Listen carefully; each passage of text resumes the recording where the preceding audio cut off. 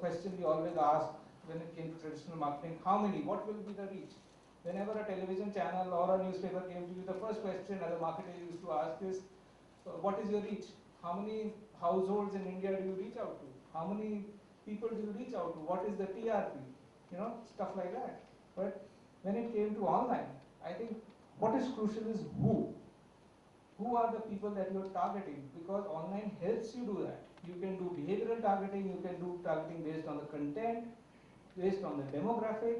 So I think that is one key difference from how many to who. The other thing was that all traditional marketing has been one way in nature. It's a monologue which is happening. Whereas online marketing is two way, especially in today's day and time with the advent of social media. As Mahesh was mentioning in his earlier session today, you know, people are becoming journalists themselves. Before you read it in print, before you read it or see it on television, you have seen a thing on Twitter. So I think those things are changing completely today.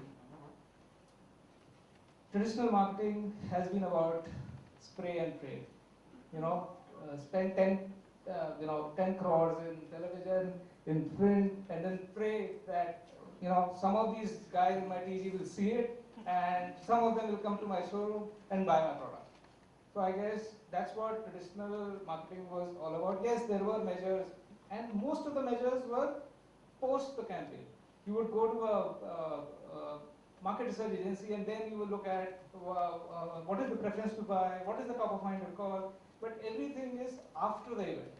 And then you say, okay, in my next campaign, I'll correct these things. I'll get so much top box score and so much brand recall and things like that. But online is about aiming and shooting. Here you know who you want to reach out to, and this is the kind of budget I have, and this is the kind of result I want from that.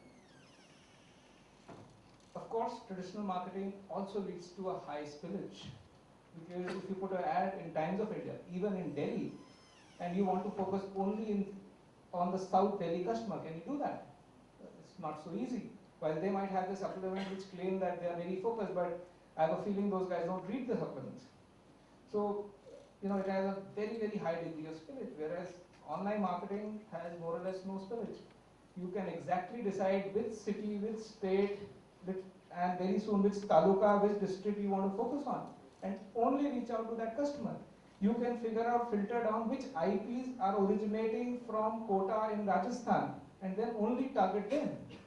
So I guess online gives you that power to focus better. Finally, traditional marketing has always been intuitive, because you go by a gut feel that, okay, these are the things so many people I'm reaching out to, so there's a lot of intuition involved in that. Whereas online marketing is very much data driven. You know, at every point you can measure, you know, how many people you are reaching out to, who you are reaching out to, what are the impressions, what are the CTRs, what are the CPCs, cost per clicks, what are the cost per acquisition. So at every point, you just need to define your own outcomes and you'll be able to measure it. Taking the learnings further, and this is just for the benefit of some of the guys who are looking at implementing certain marketing things in their businesses, this is things that we learned. I've already spoken about defining the target audience, which I guess has been something which all of us know of, is the most crucial. And with online especially, please define who you are looking at more than asking the question. You know, especially in online, everybody asks that online today there are about 50 million internet users. That seems like a small base. But these internet users are very, very active. They reach out to many more people. So you need to think from that perspective. Prioritize your market. Metros versus tier 1, tier 2, tier 3. North India versus South India. South Delhi versus North Delhi. So online gives you that opportunity to really prioritize your markets. Set your budgets. I think in the previous session a question was asked that if you're a startup, how much money do I need to spend in marketing? I guess there are no right or wrong answers to that. It depends on the business that you are in. But usually the way traditional marketing companies and most of the companies that function is that they put a percentage of either the sales, gross sales, or the net income as the marketing budget, and then take it from there. And one of the thumb rules that we have used is that we say that a third of the net income, you have your gross sales, and then from the income that you have, gross income, you say that from this income, a third of that I will spend on marketing.